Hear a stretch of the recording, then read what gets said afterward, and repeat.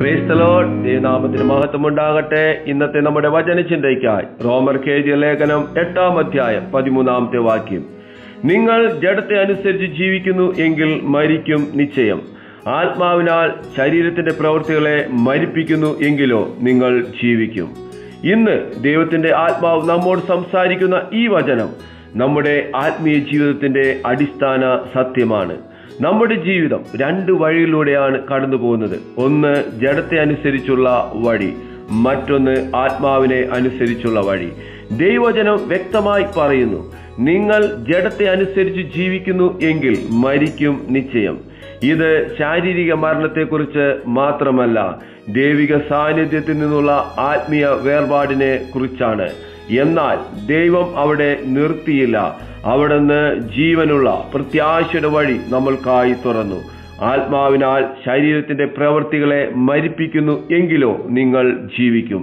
പ്രിയരെ, ശരീരത്തിന്റെ പ്രവൃത്തികൾ നമ്മെ ദൈവഹിതത്തിൽ നിന്ന് പിന്നോട്ടടിപ്പിക്കുന്ന ശീലങ്ങളാണ്.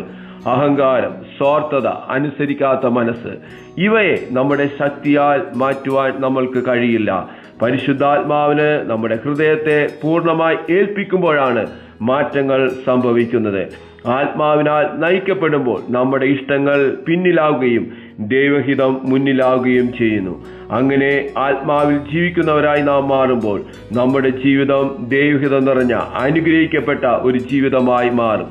ഇന്ന് ഈ പ്രഭാതത്തിൽ ദൈവം നമ്മെ ഒരിക്കൽ കൂടി വിളിക്കുന്നു, ജഡത്തിന്റെ പ്രവൃത്തികളെ മരിപ്പിപ്പാൻ, ആത്മാവിന്റെ വഴിയിൽ നടക്കുവാൻ. അങ്ങനെ നടക്കുമ്പോൾ ജീവൻ ഉണ്ടാകും, സമാധാനമുണ്ടാകും, പ്രത്യാശ വർദ്ധിക്കുവാൻ ഇടയായിട്ട് തീരും.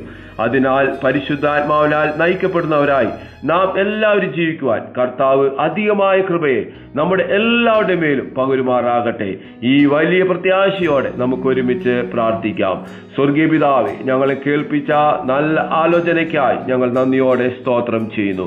പരിശുദ്ധാത്മാവേ, ഞങ്ങളുടെ ഉള്ളിൽ പ്രവർത്തിച്ച് ജഡത്തിന്റെ പ്രവൃത്തികളെ മരിപ്പാൻ ഞങ്ങൾക്ക് കൃപ നൽകണമേ എന്ന് പ്രാർത്ഥിക്കുന്നു.